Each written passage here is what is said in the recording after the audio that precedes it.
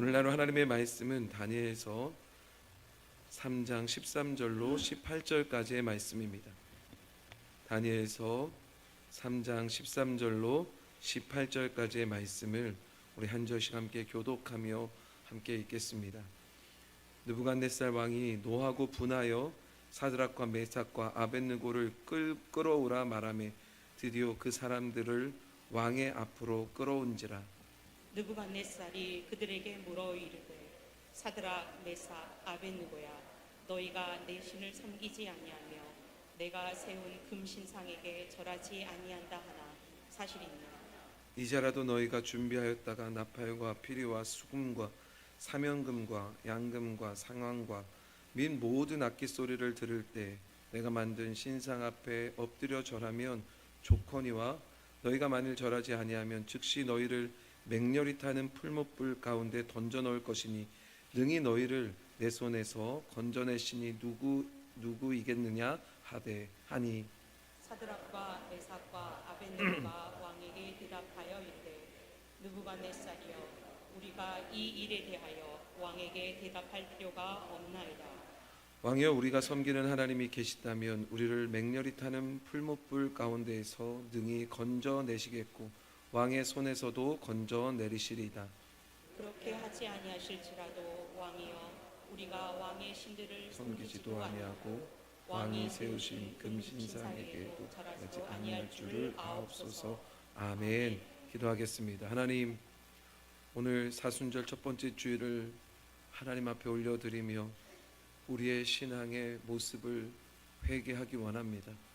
하나님, 여전히 어린아이와 같은 신앙 되어서 세상과 너무나 쉽게 타협하며 거절하지 못하며 하나님 주시는 것, 하나님 너무도 많고 많은데도 불구하고 원망과 불평으로만 살아갑니다. 이런 우리의 심령을 오늘 이 시간 깨어 부숴주시고 오직 성령의 능력으로 말미암아 그렇게 하지 아니하실지라도 오직 주님만을 바라보며 주님을 지켜나가는 온전한 믿음, 이 믿음으로 자라나는 개동교회 모든 성도들 되게 도와 주옵소서. 감사드리며 예수님의 이름으로 기도드렸습니다. 아멘. 할렐루야. 지난주 수요일은 사순절의 시작인 제수요일이었습니다. 그리고 오늘 우리는 사순절 첫 번째 주일 예배를 하나님 앞에 올려드리고 있습니다.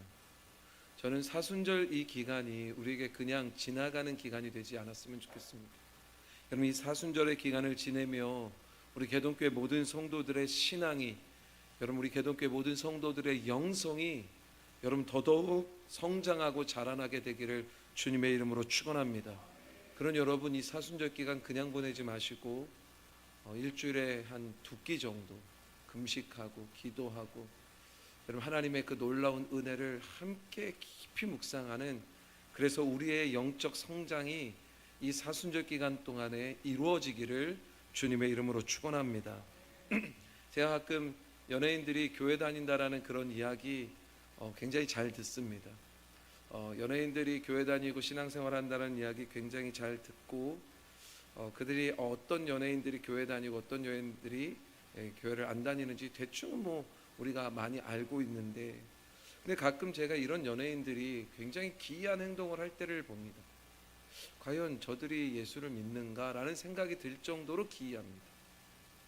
왜냐하면 저는 잘 몰랐는데 연예인들이 영화를 시작하거나 음반을 내거나 콘서트 투어를 가고 이럴 때요, 그들이 가장 먼저 하는 게 있답니다. 그게 뭐냐면 이 모든 것들이 잘 되기를 기원하며 성공하기를 기원하며 고사를 지낸대요. 여러분, 고사를 지내는데요, 돼지머리 이렇게 갖다 놓고 거기다 콧구멍이랑 귓구멍이랑 입에다가 뭘 물려요? 돈을 물립니다. 이건 무슨 의미입니까? 돈 많이 벌게 해달라? 이런 의미잖아요. 근데 여러분, 안타깝게도 기독교 연예인으로 알고 있고 교회 다닌다라고 알고 있었던 연예인들이요, 물론 나름대로 고민도 했고 망설임도 있었겠지만 거기서 현금을 꺼내서 또 어쩜 그렇게 잘 마시는지요. 잘 말아갖고 콧구멍에다 이렇게 집어넣는 모습을 제가 보는데요, 마음이 얼마나 아프고 무너지던지. 그리고 여러분, 영화나 음악 같은 데서 시상식이 있으면요, 이들이 상을 받게 될 때 그렇게 꽂아놨던 자들이 뭐 또 잘 됐던 것 같아요. 꽂아놔서 잘 됐는지는 모르겠습니다. 근데 여러분 잘 돼갖고요, 시상식에 올라가서 트로피를 받고 시상 소감을 말합니다. 수상 소감을 말하면서 하나님 앞에 영광을 돌리게 돼요. 그러니 여러분, 제가 이게 혼란스러운 겁니다. 만약 여러분들도 이러한 것들을 알게 되면 여러분들의 마음에는 어떤 마음 들까요? 그 연예인들을 바라보는 여러분들의 시선은 어떨까요? 아유, 잘했네, 잘했네. 그래서 성공했네. 돈 많이 벌었네. 아유, 그래서 수상도 받았네. 그래, 인생은 그런 거지 뭐 그러겠습니까? 아닐 겁니다. 저처럼 무너지는 마음이 생길 겁니다. 어떻게 하나님 앞에 영광을 돌린다면서 돼지머리 앞에 절하고 돼지머리 앞에 돈을 꽂고 어떻게 저기에서 잘 되기를 기원할까? 뭐 이런 마음 가질 겁니다. 근데 여러분, 한 가지 질문을 드릴게요. 그럼 만약에 여러분들이 그 상황에 있다면 여러분들은 어떻게 하시겠습니까? 여러분들은요. 여러분들이 배우예요. 근데 감독이 막 오라는 겁니다. 빨리 와서 여기다 돈 넣으라고. 우리 지금 이 영화 잘 되기를 다 기원하고 있는데 당신 안 기원할 거냐고. 자, 여러분들은 어떻게 하시겠습니까? 만약 여러분들이 직장인이라고 생각해 보십시오. 회사에서 여러분 사업 같은 거 이전하고 새로운 사업을 하고 그럴 때 저는 진짜 깜짝 놀랐는데요. 제가 설교 준비하면서 검색해 봤더니요, 우리나라가 진짜 고사의 나라입니다. 회사마다 얼마나 고사를 많이 지내는지. 개업한다고 고사 지내지요. 공장 세웠다고 하죠. 회사 이전했다고 고사드리죠. 여러분, 만약 여러분들이 이런 회사를 다니는 회사의 직원이라고 생각해 보십시오. 심지어 여러분들이 이 고사를 담당하는 직원이 됐다고 한번 생각해 보십시오. 돼지머리 사러 가셔야 되는 거예요. 떡도 하셔야 되고 술도 준비해야 되고 상도 차려야 되고 또 사장님하고 함께 절도 해야 되고. 만약 그런 상황이라면 여러분들은 어떻게 하시겠습니까? 고사는 고사고요, 신앙은 신앙인가요? 회사 생활은 회사 생활이고 교회 생활은 교회 생활이죠. 그걸 목사님 무슨 너무 딱딱하십니다. 목사님 너무 강해요. 좀 부드럽게 여유 있게 좀 그러면 안 됩니까? 한번 눈 감고 고사 한번 지내고 잘 되라고 기원할 수도 있지. 심지어 제가 어떤 연예인이 개그맨이었는데요, 가수였다 개그맨 됐던 것 같아요. 어떤 프로그램을 하면서 고사를 지내요. 근데 거기서 절은 하지 않는데 돈은 꽂더라고요. 그리고 거기서 하나님 앞에 잘 되기를 기원했대요. 도대체 이게 무슨 소리입니까? 돼지 앞에서 돈 꽂고 하나님 앞에 기도한다고요? 여러분, 이게 굉장히 안 맞는 부분들이 너무 많은 겁니다. 이게 유연한 겁니까? 이게 옳은 신앙입니까? 제가 어떤 예화를 봤는데요, 이건 실제로 우리나라에서 있었던 일입니다. 한 신문사의 부장으로 섬겼던 감리교회 남자 권사님, 감리교는 원래는 장로님이 없었거든요. 그래서 감리교는 원래 권사님까지만 남자분들이 했는데 다 장로교를 따라서요, 이제 뭐 거기도 장로 다 있습니다.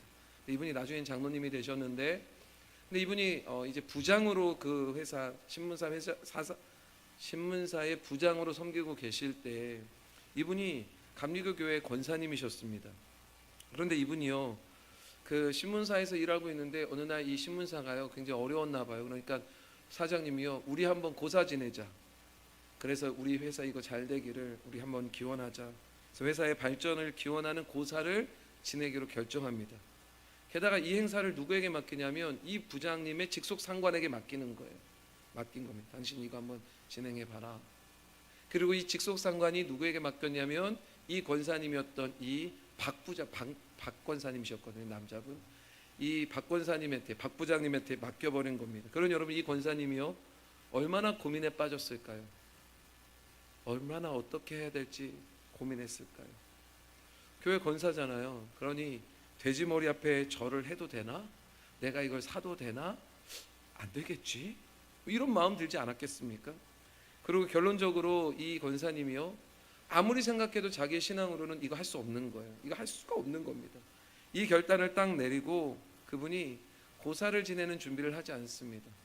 그리고 고사를 지내는 날 내가 사표를 내겠다라는 그런 마음으로 당직실에 있는 조그만 골방으로 돌아가서 그때부터 기도하기 시작하는 거예요. 그러니 여러분, 회사가 난리가 난 겁니다. 이거 준비하라고 시켜놨는데 준비는 안 해놨죠. 심지어 사람도 안 보입니다. 그러니 여러분, 직속상관이 화가 머리끝까지 나갔고요, 당장 또 다른 부하 직원들을 막 불러갖고 빨리 준비해 놓으라고. 또 기적과 같이 돼지머리 예쁜 거 하나 잘 구했고요. 떡도 어디서 구해오고요. 술도 딱 마련했고 상도 구해놓고 다른 직원들이 준비를 또 잘 합니다. 그리고 결국에는 다른 직원들이 준비한 고사가 진행되기 시작합니다. 여러분, 고사장에 저는 몰랐는데 이게 순서가 있다면서요. 가장 높은 사람부터 절한다면서요. 사장부터 절하고 그 다음에 임직원들 절하고 뭐 회사 직원들 뭐 이런데요. 전 잘 모르는데. 그러니 고사장에 사장을 비롯해서 임직원들이 다 나와갖고 돼지머리 앞에 차례로 절을 하기 시작합니다. 돈을 꽂기 시작합니다. 그리고 이제 사장, 임직원, 그 다음에 누구예요? 이제 뭐 부장급들 나오라고 막 이제 이래야 될 때가 된 거예요. 그런데 이제 막 이제 이럴 때가 됐는데도 이 박 권사님 오지 않으니까요. 이것도 안 하고 막 이거 나오지도 않고 얼굴도 보이지 않고. 그러니까 여러분, 이 직장 상사가 화가 나갖고요. 부하 직원들한테 시켜서 사내 방송하라고. 그래서 놀랍게도요. 고사가 진행되기 전에 이런 사내 방송이 나옵니다. 박 부장님은 지금 즉시 고사장으로 나오십시오. 자, 여러분들은 이 정도까지 가면 어떻게 될까요? 어떻게 결정하실까요? 나가지 않을까요? 근데 여러분, 그런 방송이 나와도 이분이 나타나지 않는 겁니다. 그래서 이 직속 상관이요, 또 다른 직원들을, 부하 직원들을 다 풀어갖고 회사를 뒤져서 이 사람 찾아오라고, 여러분, 그런 겁니다. 그래서 직원들이 막 이리저리 찾아봤는데 결국에는 이 당직실 이 조그만 골방에서 기도하고 있는 박 부장님을 찾아요. 근데 여러분, 이 부장님도 부장하면 굉장히 높은 겁니다. 생각보다. 그러니까 이 부하 직원들이 기도하고 있는 박 부장님을 보고 어떻게 하지도 못하고 그냥 고사장으로 돌아옵니다. 결국엔 고사가 막 진행되고 사장님 절하고 임원들 절하고 부장들 절할 때가 됐는데도 나타나지 않으니까요. 직속 상관이 화가 나갖고요. 박 부장 어디 있냐고, 왜 안 보이냐 했더니 아까 찾아봤던 이 직원들이 외치는 거예요. 박 부장님은 지금 당직실에서 기도하고 계십니다. 그 순간 여러분, 고사장 분위기가 찬물을 확 끼얹은 것처럼 차가워지고 조용해지는 겁니다.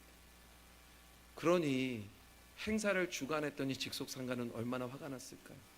이 고사를 좀 거창하게 막 들여갖고 막 사장한테 인정도 받고 막 이거 해갖고 회사가 잘 되면 그때 고사 잘 지내갖고 그래 그런 거야 당신 잘했어 막 이런 칭찬도 좀 받아야 되는데 모든 게 그냥 막 다 무너져 내려버렸으니 이분이 머리가 그냥 화가 머리끝까지 난 겁니다.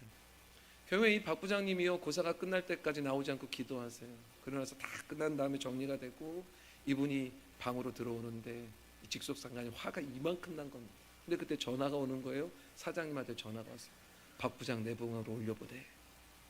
그래서 여러분, 이분이요 사장님실로 이제 올라가는 겁니다. 사장실에 올라가면서 그분의 마음은 이미 어떤 결심을 해요? 내가 사표를 내겠구나 결심을 하는 겁니다. 결국 여러분, 사장님 앞에 딱 불려갔는데요, 이제 정말 끝이라고 생각하고 내가 사표까지 쓰겠다는 결심을 하고 딱 갔는데, 근데 그분을 본 사장님이 이렇게 말씀하시는 거예요. 박 부장, 내가 들어보니까 당신 교회 권사라며? 네, 권사입니다. 그런데 내가 알기로는 장로가 권사보다 더 높지 않아? 여러분, 장로님들이 권사님보다 높은 건 아닙니다. 그런데 여러분, 이분들은 사회적인 생각으로 보면 이분들은 이런 걸 따지니까 장로가 권사보다 더 높은 줄 알고 이렇게 말한 겁니다. 그러면 뭐라고 말씀하시냐면, 그런데 이상하지? 장로들인 임원들은 아까 다 절하던데. 그러면 이렇게 말씀하세요. 하여간 상관없고 그래도 난 당신같이 화끈한 사람이 좋아. 사장님이 갑자기 이런 이야기를 하시더래요. 여러분, 이거 우리나라에 있었던 실화입니다. 얼마 이제 지나요. 이 일이 끝난 다음에 직속상관이 여러분, 이분 얼마나 미워했을까요? 사사건건 꼬투리 잡고. 근데 놀랍게도 하나님이 이 직속상관의 그 작은 실수 하나가 드러나게 하시고 결국에는 이 직속상관이요 회사에서 잘려나가요. 사실은 이분이 가장 유력한 사장 후보였거든요. 근데 이분이 잘려나갑니다. 그리고 이 박 부장님이라고 했더니 박 권사님이 이 직속상관의 그 자리에 들어가게 돼요. 사장까지는 안 되셨더라고요. 그런데 그분 직속상관이 했던 그 지감까지는 그분이 올라가십니다. 그리고 나중에는 장로님도 되시고요. 그리고 나서 한 5년 전에 돌아갔다는 신문을 제가 보았습니다. 여러분, 이분이 내가 사표를 쓰면 썼지 내가 절대로 내가 죽으면 죽었지 신앙 안에서 이 신앙을 어길 수 없다 이 결단을 한 이 박 권사님, 박 부장님, 여러분, 하나님께서는 그를 그곳에서 건지신 겁니다. 하나님께서는 그를 더 축복해 주신 겁니다. 여러분, 그래서요, 이분에 대한 이 예화가 지금도 목사님들 사이에 굉장히 많이 전해지고 있습니다. 자, 이 이야기를 들었을 때 다시 한번 여러분들에게 물을까요? 여러분들이 만약 이분과 같은 상황이라면 여러분들은 어떻게 하시겠습니까? 여러분 이미 직장 다니시고 여러분 이미 이런 일들을 겪잖아요. 여러분들은 어떻게 행동하셨습니까? 오늘 본문을 보면요, 다니엘의 세 친구들에 대한 이야기가 하나 나옵니다. 세 친구였던 사드락과 메삭과 아벳느고라는 이 세 이스라엘 청년이 나오는데, 이 사람들에게도 비슷한 이러한 일들이 일어났습니다. 이들이 여러분 바벨론의 포로로 잡혀갔는데, 포로로 잡혀가서도요, 이들이 보니까요 너무 총명하고 명석한 겁니다.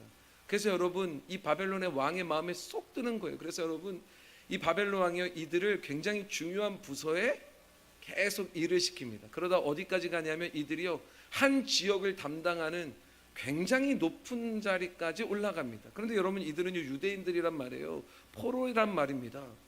근데 이들이 막 고속 승진을 하니까요, 바벨론 관리들이요 이걸 보면서 막 배 아파하기 시작하는 겁니다. 여러분 누구 하나 잘 되면요 가만두지 않습니다. 시기합니다. 질투합니다. 수군거립니다. 미워합니다. 얼굴만 하나 잘생겨도요 꼭 못생긴 사람들이 모여갖고 뭐합니까? 수군거립니다. 자기들끼리 욕합니다. 미워합니다. 꼬투리 잡습니다. 근데 여러분 포로로 잡혀왔던 사람들이 이렇게 승진하니까요 바벨론 관리들이 가만두지를 않는 겁니다. 결국 이들을 없앨, 이들을 죽일 계략을 세웁니다. 여러분 그래서 여러분 그들의 신상을 막 털기 시작하는 거예요. 여러분 사람이요 참 무섭습니다. 한 사람 정해놓고 그 사람 신상 털기 시작하면 여러분 참 무서운 일들이 벌어집니다. 결국 여러분 이 관리들이 이들의 신상을 막 털기 시작했더니 이름은 분명히 바벨론 사람의 이름인데 그들의 출신이 드러나기 시작하는 거예요. 그들의 출신이 뭐예요? 유대인들이고, 유대인들은 특별히 하나님을 경외하는 자여서 여러분 자신들이 섬기고 있는, 특별히 왕이 섬기고 있는 신상에 경배하지 않는다는 사실을 발견합니다. 그래서 그들이 옳다구나 이거구나 쾌재를 외치며 그들이 법 하나를 막 만듭니다. 그리고 왕에게 제시해요. 여러분 그 법이 뭐냐면 느부갓네살 왕이 세운 금 신상에 바벨론 백성들은 모두 음악이 울리는 그때 절을 해야 된다. 옛날에 우리나라에 그런 일이 있었대요. 일제압제 때요 신사 참배하는데요 시간이 되면 뭐 사이렌이 울리나 무슨 음악이 울리나 그러면 다 동쪽을 보고 그쪽에 절을 해야 됐대요. 그거와 마찬가지 현상이 이들에게 나타난 겁니다. 이게 아예 법으로 제정된 겁니다. 그렇게만 법으로 제정한 게 아니라 이 법을 어기면 어떤 처벌까지 해야 되는 처벌 조항까지 넣어서 법을 만들어 버린 겁니다. 그 처벌 조항이 뭡니까? 풀무불에 던져 넣는 조항입니다. 굉장히 무서운 거죠. 그리고 이 작전이 성공해요. 느부갓네살 왕이 이 법을 딱 보는데요 굉장히 마음에 드는 겁니다. 생각해 보십시오. 자기가 섬기는 여러분 이 신을요 모든 백성들이 다 섬기고 동일한 시간에 같이 절하고, 여러분 이거 생각만 해도 너무 흐뭇한 겁니다. 그래서 여러분 왕이요 이 법에 조인해 줍니다. 근데 여러분 이 작전이 성공한 건 여러분 결국에는 누구에게는 굉장히 아픈 일들이에요. 유대 백성들에게는 굉장히 아픈 일들이죠. 이 작전이 성공하고 법이 딱 공포됩니다. 그리고 여러분 모든 바벨론 관리들이 누구를 주목해서 받겠습니까? 사드락과 메삭과 아벳느고를 주목해서 봤을 겁니다. 그들이 과연 이 법을 지킬 것인가? 그리고 결국에는 그들이 법을 지키지 않는 것을 보고 왕에게 고자질합니다. 그런 여러분 이 사실을 알게 된 이 느부갓네살 왕이 얼마가 화가 났는지 노발대말하면서 이 세 사람을 끌고 오라고 자기 앞으로 데려오라고 외칩니다. 그리고 이들이 끌려나와 이 왕 앞에 서게 됩니다. 그런 여러분 이런 사실들 앞에 사실 이 세 명의 친구들, 다니엘의 세 명의 이 친구들의 마음이 얼마나 복잡했을까요? 이들 마음에는 어쩌면 우리가 갈등하고 있는 그런 마음도 어쩌면 있었을 겁니다. 아, 그냥 금신상에 한번 절할까? 그냥 눈 한번 깜짝 감고 그냥 내가 금신상에 절하고 그렇다 당장 무슨 일이 벌어지는 것도 아니고 내가 그냥 내 자리 지키고 내 생명 지킬까? 이런 마음 안 들었겠습니까? 또 한편으로는 이런 마음도 들었겠죠. 아유 아니야 그러면 안 되지. 내가 아무리 높은 지위에 올라가도 안 되지. 이러면 안 되지. 내가 생명을 잃어도 안 되지. 여러분 생명을 포기하고 나의 높은 지위를 포기하면서까지 하나님의 믿음을 지키느냐, 여러분 이 갈등이요 아마 계속됐을 겁니다. 그리고 그들에게는 반드시 선택해야 되는 자리였을 겁니다. 우리 같으면요 아마 이랬을 거예요. 어쩔 수 없는 것 아니에요, 목사님? 그러면 사표네요? 그러면 목숨을 잃어요? 그러면서 또 이런 말 잘하잖아요. 목숨이 얼마나 중요한데요, 하나님이 주신 목숨이. 안 그러겠습니까? 그러면 여러분 아무렇지 않게 금신상에 절하고 다시 교회 나와갔고요 예배 드렸을지 모릅니다. 심지어 이 왕이요 이 세 사람을 너무너무 좋아하는 거예요. 왜냐하면 너무 총명하고 나라에 너무 도움이 되거든요. 그런 여러분 이 세 사람을 너무 좋아한 나머지 이 느부갓네살 왕이요 이 세 사람에게 기회를 주고 싶은 겁니다. 여러분 15절 말씀 한번 읽어보실래요? 15절 말씀 좀 길지만 우리 함께 좀 읽어보겠습니다. 시작.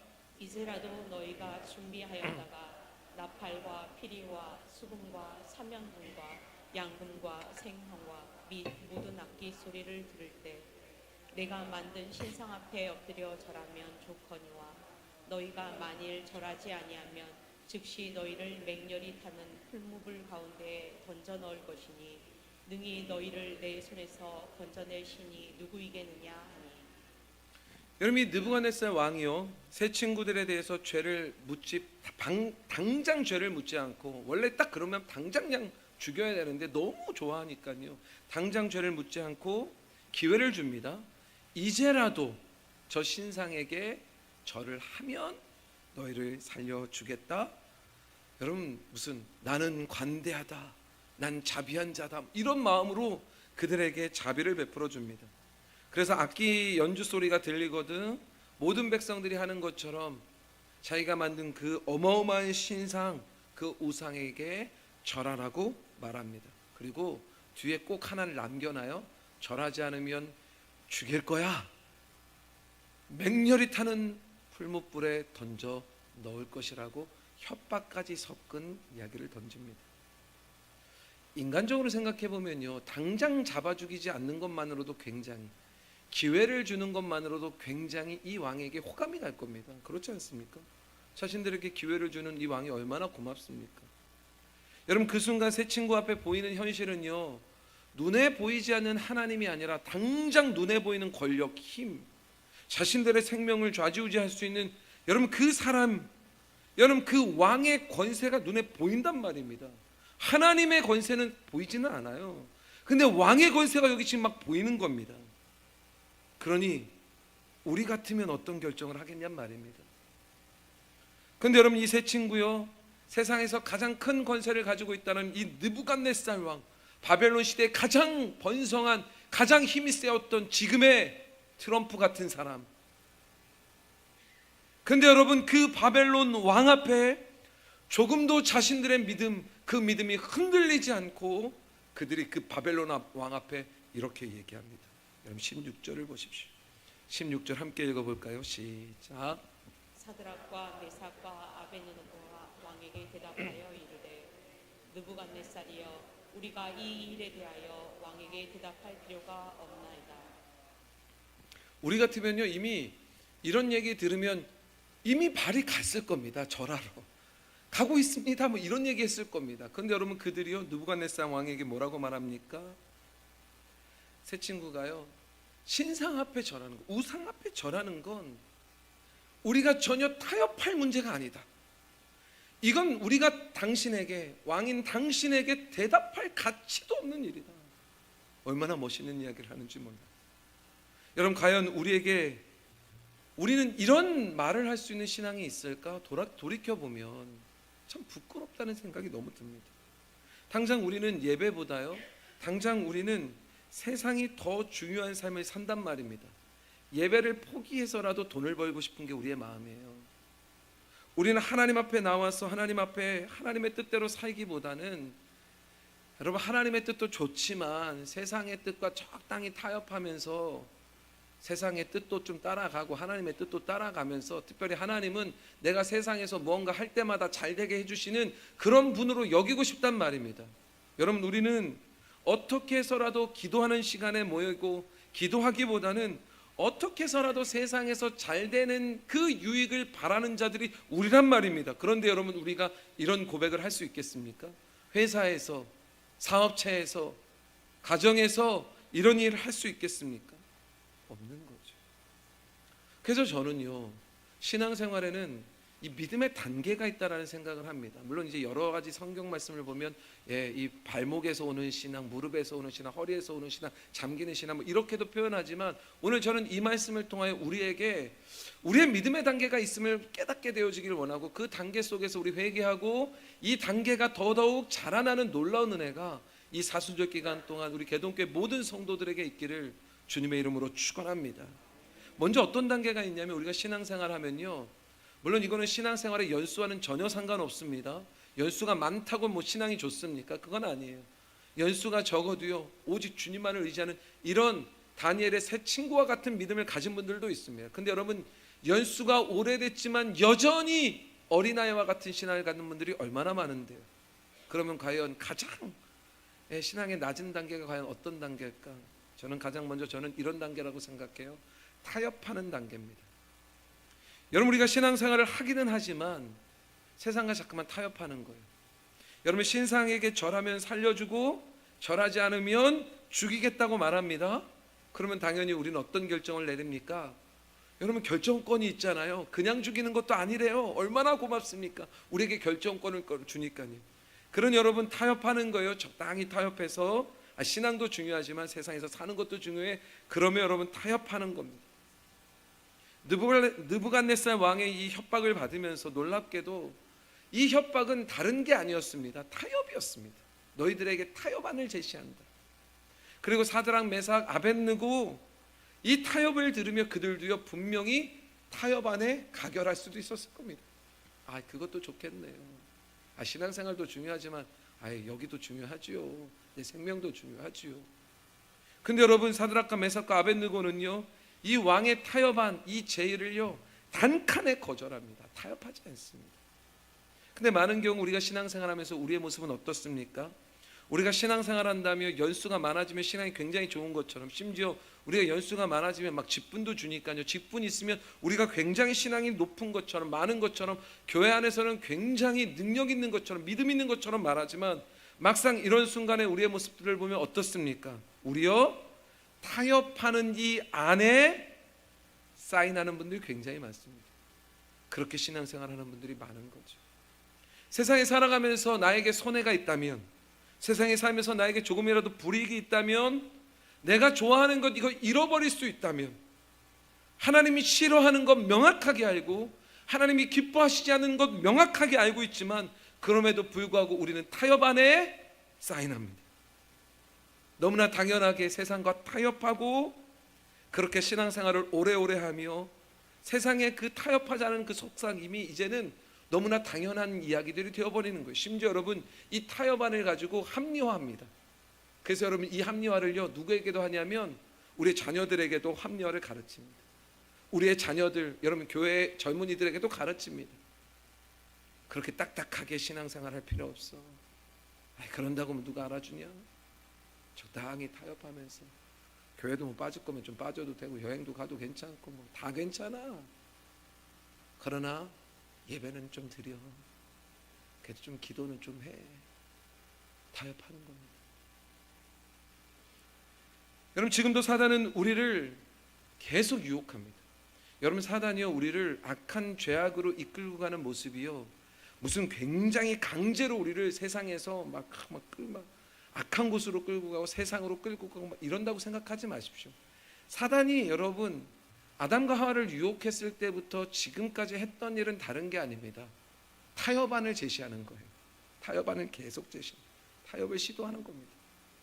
심지어 여러분, 사단이요, 누구와도 타협하고 싶었냐면 예수님에게도 타협안을 제시합니다. 그래서 여러분, 예수님이요, 공생애를 시작하기 전에 40일 동안 광야에 가서 금식하십니다. 광야에서 여러분 40일 동안 금식하신 다음에 여러분, 가장 먼저 누가 찾아옵니까? 사단이 찾아오십니다. 사단이 와서 여러분 타협안을 제시하는 거예요. 배고프지?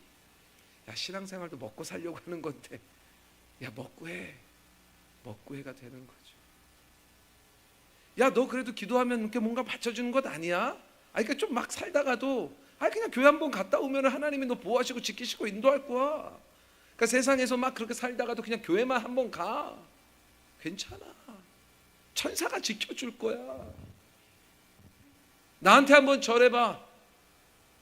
세상의 모든 걸 다 줄 거야. 야, 하나님 섬기지 말래냐 누가? 교회도 다녀. 근데 나한테도 절해. 그럼 세상의 모든 걸 얻게 될 거야.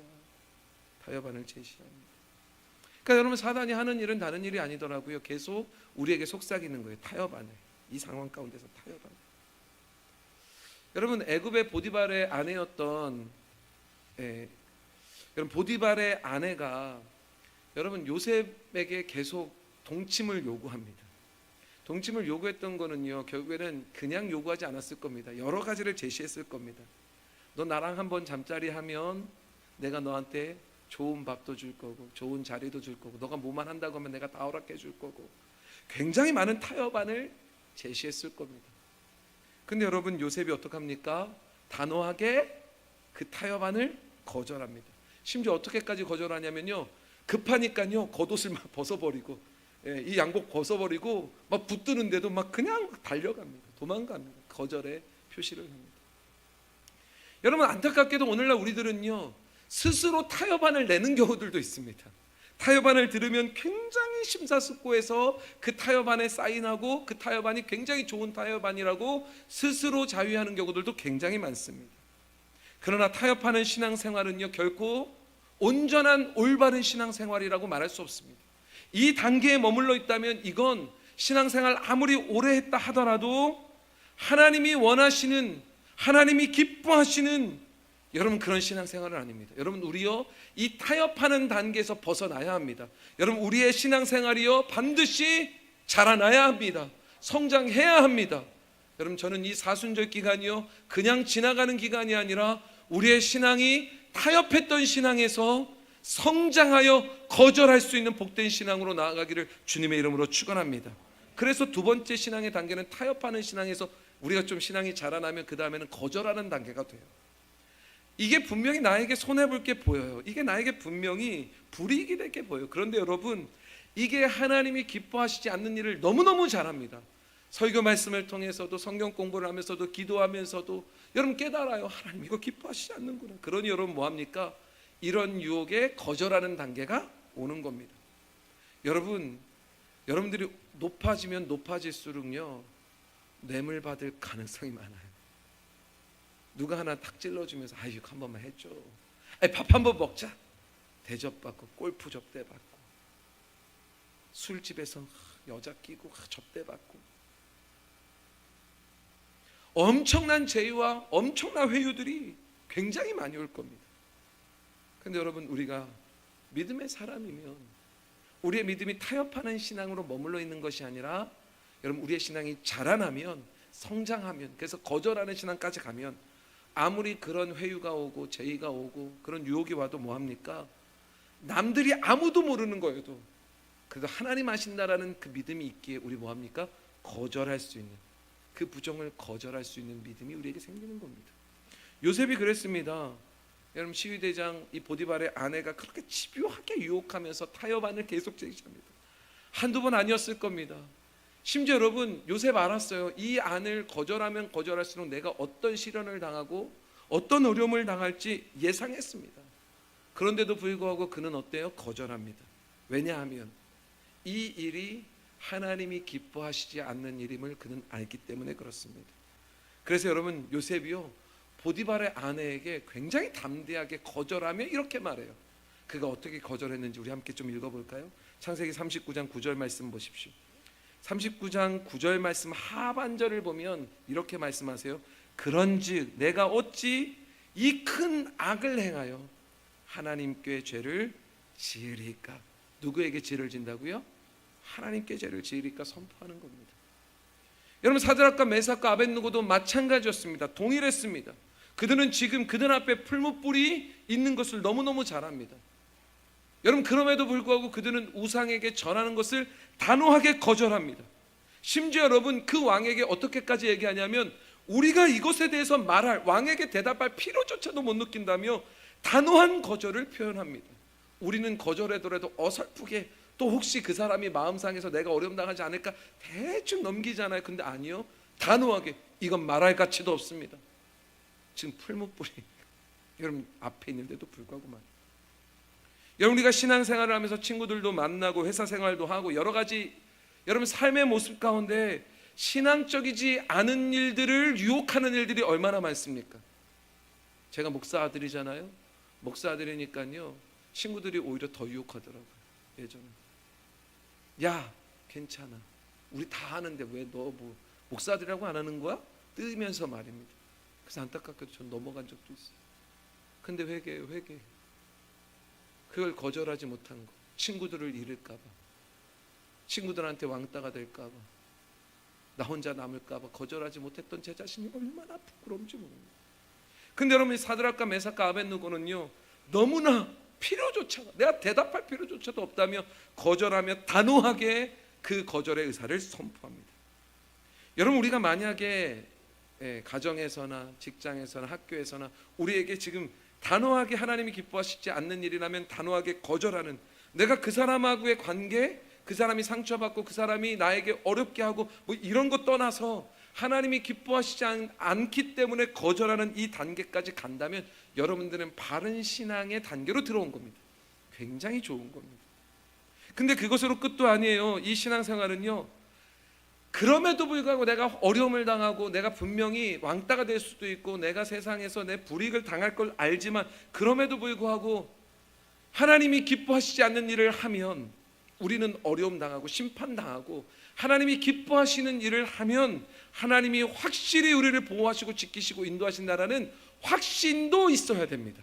그래서 이 확신을 선포할 수도 있어야 되는 겁니다. 이 단계까지 가야 돼요. 여러분, 하나님께서 우리를 어떤 상황 가운데서도 지키시고 보호하시고 우리를 건지실 것입니다. 아멘이십니까? 아멘이셔야죠. 당연하죠. 오늘 본문 17절 말씀을 보십시오. 사드락 메삭 아벳느고가요, 하나님께서 풀무불에 그 뜨거운 불에서 자신들을 어떻게 하실 것이라고 확신합니까? 건지실 것이라고 확신합니다. 17절 우리 함께 읽어보겠습니다. 17절 시작.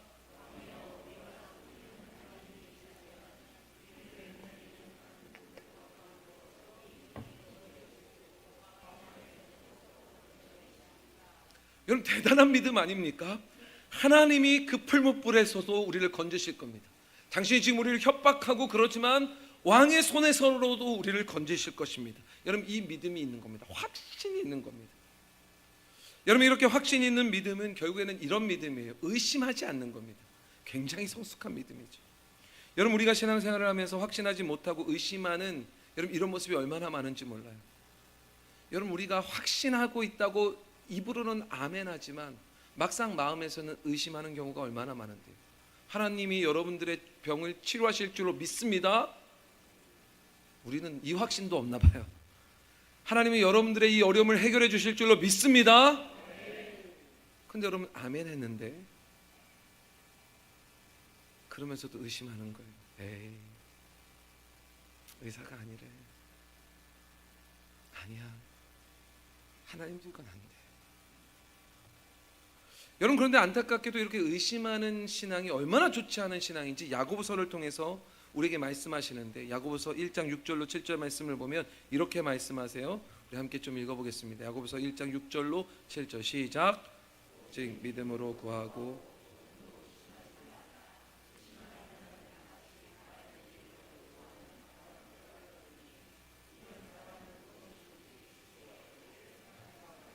여러분, 안타깝게도 우리가 막 아무리 기도 많이 하고 그래도요, 의심하는 순간 하나님으로부터 이거 얻을 거 생각도 하지 말라는 거예요. 기도 많이 하면 뭐합니까? 결국에는 확신하는 이 믿음이 안 돼서요. 그래서 여러분, 의심하면서 기도하는 것이에요. 여러분들의 자녀가 하나님의 놀라운 축복을 받을 줄로 믿습니다. 근데 당장 눈앞에서는 얘가요, 아휴, 하나님 이건 아닌 것 같은데요, 이 인간은 안 될 것 같은데요. 그런 여러분 얻지 못하는 거죠. 당장의 지금 모습이 아니에요.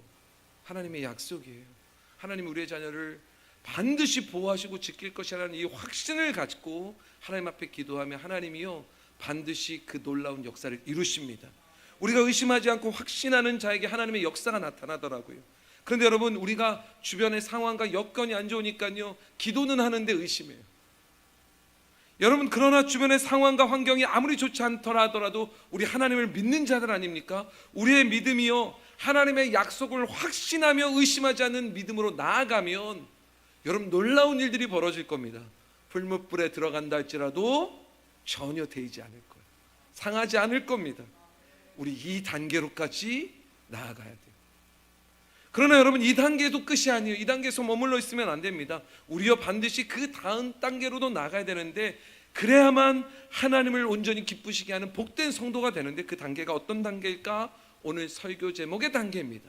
여러분, 18절 마지막 말씀 우리 함께 읽어볼까요? 18절의 말씀입니다. 함께 읽겠습니다. 시작. 왕이여, 우리가 왕의 신들을 섬기지도 아니하고 왕이 세우신 금신상에게 절하지도 아니할 줄을 아옵소서. 여러분, 사드락과 메삭과 아벳느고는요, 하나님께서 우리를 풀무불 그 뜨거운 불에서 우리를 구원하시지 않는다 할지라도, 그렇게 하시지 않는다 할지라도, 그리 하시지 않는다 할지라도 우리는 절대로 우상에게 절하지 않을 겁니다. 이렇게 선포합니다. 왜요? 왜요? 결국에는 우상에게 절하는 건 하나님이 기뻐하시지 않는 거거든요. 그러니 내가 죽고 사는 애의 문제가 아니에요. 내가 병이 치료되고 병이 안 낫고 여전히 병이 있냐의 문제도 아니에요. 내 이 어려운 문제가 해결되냐 해결되지 않느냐의 문제도 아니에요. 여러분, 진짜 중요한 건 뭡니까? 하나님이 기뻐하시는 일을 하는 거예요. 죽으나 사나 하나님이 기뻐하시는 일. 근데 우리는 늘 뭐예요? 우리는 늘 살고만 싶잖아요. 죽으나 사나가 아니에요. 그리 아니하실 줄은 아닙니다. 우리의 신앙은 늘 뭐예요? 늘 주시면 합니다. 하나님, 나 이거 보호해 주시면 합니다. 하나님 보호해 주시면 이거 안 하고, 아니면 나 못합니다. 이게 우리의 모습 아닙니까? 여러분, 우리는 우리의 신앙이 그렇게 하지 아니하실지라도의 신앙으로까지 반드시 성숙해야 여러분, 우리가요 하나님을 온전히 섬기는 자들이 되는 겁니다. 저는요 두렵습니다. 세상이 돌아가는 이 세상의 모습을 보면 여러분, 세상이 이제 어려움 당하는 시기가 온 거예요. 이 온 세상이요, 물론 전쟁의 소식도 있었고 수없이 어려움이 있었지만 여러분, 이 세상이요 굉장히 오랫동안 평화를 누렸습니다. 그런데 다시 어려움의 소식들이 보이기 시작합니다. 전 이때가 마지막 때인지 언제인지 알 수 없으나 확실한 건 마지막을 향하여 달려가고 있는 것만은 사실이에요. 근데 여러분, 이런 상황 가운데 만약 우리의 신앙이 그렇게 하지 아니하실지라도 나는 오직 하나님의 뜻을 따라, 내가 죽으나 사나 나는 하나님의 뜻을 따라, 환난이 있으나 없으나 하나님의 뜻을 따라 난 살겠다. 여러분, 이런 믿음이 아니라면 이런 환난이 닥쳐올 때 과연 우리가 이길 수 있을까? 사드락과 메삭과 아벳느고는요, 하나님께서 풀무불 속에서도 우리를 구원하시지 않아도 우리는 우상에게 절하지 못하겠다는 거예요. 왜요? 우리는 오직 하나님을 섬기는 하나님의 자녀니까요. 저는 이러한 모습이 우리 개동교회 모든 성도들의 모습이 되기를 주님의 이름으로 축원합니다. 예수님도요, 십자가를 지시기 전에 십자가 앞에서 기도하셨어요. 그러면 주님의 이 연약한 마음이요, 주님도 이런 고백을 하세요. 아버지, 이 잔을 내게서 옮길 수만 있다면 옮기고 싶습니다. 그런데 여러분, 결국 주님의 기도는 어디서 끝나요? 그런데 내 뜻대로 마옵시고 누구의 뜻대로? 아버지의 뜻대로 순종하겠습니다. 여러분, 내가 생각하는 대로 이게 진행되지 않는다 할지라도, 내가 기도한 대로 진행되지 않는다 할지라도 결국에는 하나님의 뜻대로 온전히 순종하겠습니다. 어떻게 해요? 죽으나 사나. 다니엘도 여러분, 내가 사자굴에 들어가지만, 내가 사자굴에 들어가서 물려 죽더라도, 하나님이 구원하시더라도 이것과 상관없이 나는 오직 하나님만을 섬깁니다. 이게 다니엘의 믿음 아닙니까? 사랑하는 성도 여러분, 우리 개동교회 모든 성도들이요, 이 사순절 기간 동안에 그렇게 하지 아니하실지라도 오직 하나님만을 의지하며 하나님만을 따르는 하나님의 백성, 하나님의 말씀만 순종하며 하나님의 말씀을 따라 살아가는, 그래서 사자굴이라도 풀물불이라도 여러분, 이 신앙의 자리로 온전히 나아가겠다고 고백하는 여러분, 성장하는 복된 개동교회 성도 되시기를 주님의 이름으로 축원합니다. 찬양단 나와 주실까요? 오늘날 우리가 기도를 열심히 합니다. 기도하잖아요. 기도하면서 우리 아멘 아멘 말씀을 들으면서 믿습니다 믿습니다. 얼마나 잘합니까? 근데 그렇게 기도하면서 세상과 왜 타협을 하십니까? 왜 아멘이라고 하시면서 왜 세상과 타협하는 게 당연한 신앙생활이 되어버리셨습니까? 왜 거절하지 못하고 적당한 수준에서 타협하면서 사는 게 굉장히 논리적이라고, 합당하다고,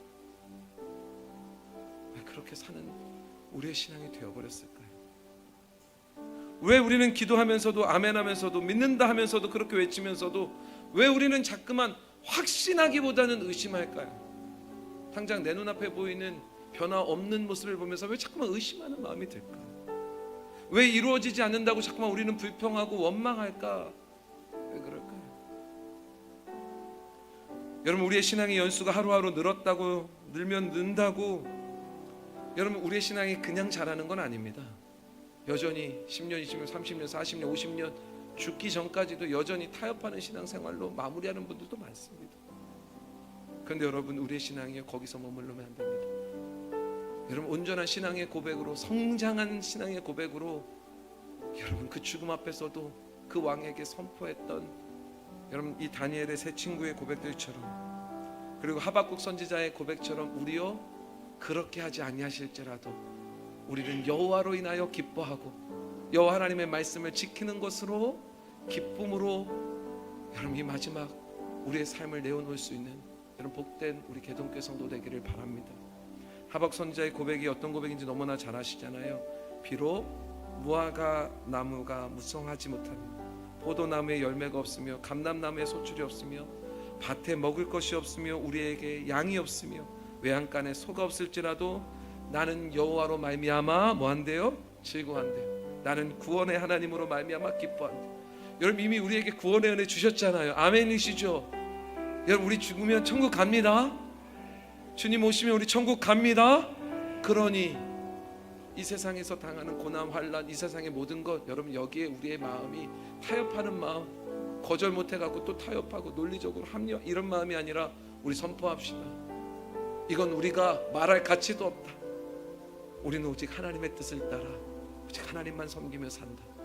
설령 내가 사표를 내서 먹을 것이 없다 하여도, 내가 죽음 앞에 놓인다 할지라도, 그렇게 하지 아니하신다 할지라도 나는 구원의 하나님으로 인하여 기뻐할 것이다. 구원의 하나님을 향하여 나아갈 것이다. 여러분, 오늘 이 믿음이 저와 여러분들의 믿음 되기를 주님의 이름으로 축원합니다.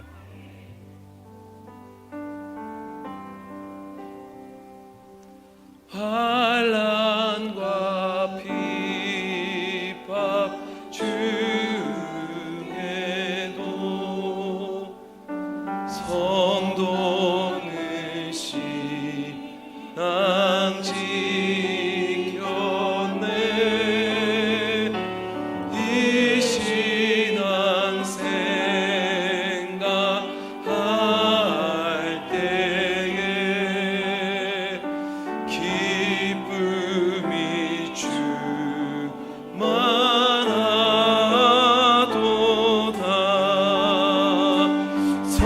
성도의 신앙 따라서 죽도록 충성하겠네. 옥중에 매일